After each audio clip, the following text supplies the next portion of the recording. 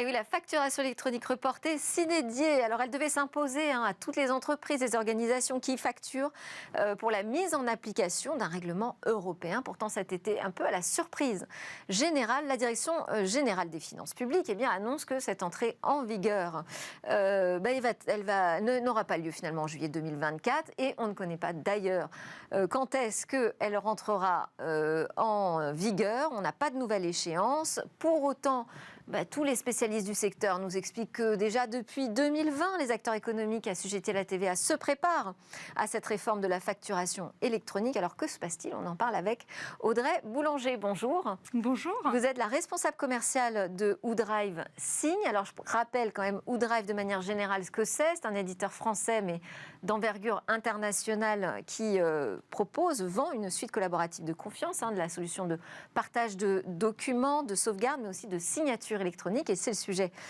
qui vous intéresse et qui nous intéresse en particulier avec l'adoption de critères, les critères aujourd'hui les plus stricts qu'on trouve sur le marché, avec des certifications et des qualifications comme Secnum Cloud. Et des qualifications qui prennent en compte ce règlement européen donc, oui.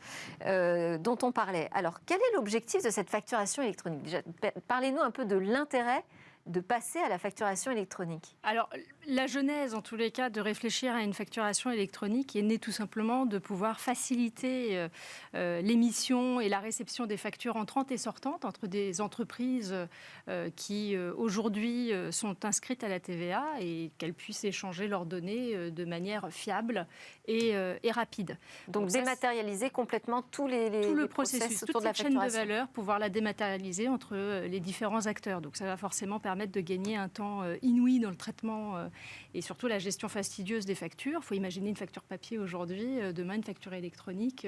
Ça va se déployer finalement en quelques secondes. Alors on peut se dire, oui, alors ça va être beaucoup plus simple, beaucoup plus efficace, beaucoup plus rapide.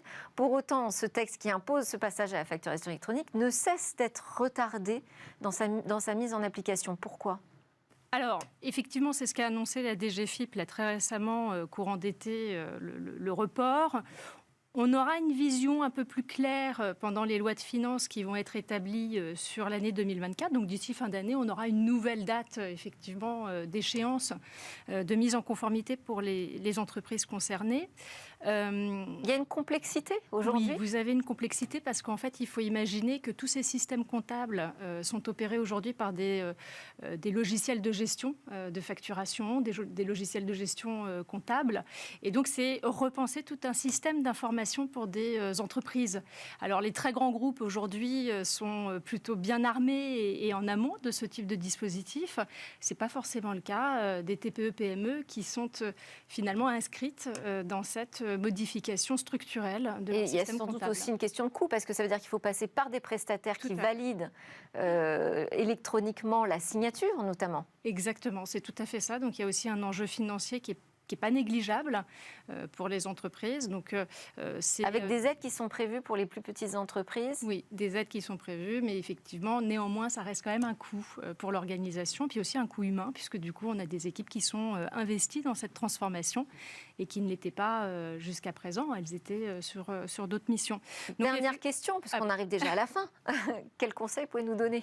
Alors, le conseil, en attendant, c'est de poursuivre effectivement les travaux de manière à pouvoir engager cette transformation profonde dans l'organisation.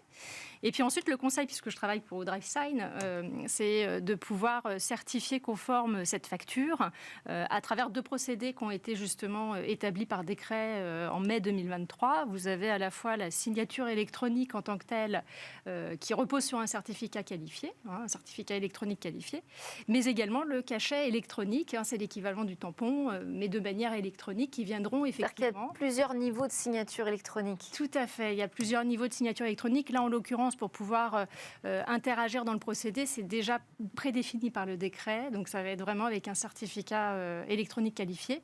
Et puis, un niveau de signature avancé, de manière à pouvoir effectivement vérifier l'authenticité, l'origine, en tous les cas, du document. Donc, pouvoir faire le lien entre celui qui va émettre la facture et le document. Ça, c'est très important, c'est un premier point. Et puis le deuxième, ça va être l'intégrité du document, qui n'a pas été modifié. Mais qu'est-ce qu'on fait, nous ? Alors, est-ce qu'on passe directement à cette signature électronique ou est-ce qu'on attend encore un petit peu ? Alors, dans le cadre de la facturation électronique, effectivement, c'est de réfléchir les deux procédés, c'est-à-dire de pouvoir ajouter en plus de sa facture un système de signature électronique, c'est fortement recommandé, ainsi qu'un cachet électronique. Et puis, en d'autres termes, vous pouvez toujours passer par la signature électronique pour n'importe quelle nature de document autre que la facture. Merci beaucoup. C'était Audrey Boulanger, responsable commercial chez WooDrive Signe. Eh bien, c'est l'heure de notre grande interview. On a le plaisir de recevoir le rapporteur général de la loi pour sécuriser et réguler Internet. C'est Paul Midi dans Smart Tech tout de suite.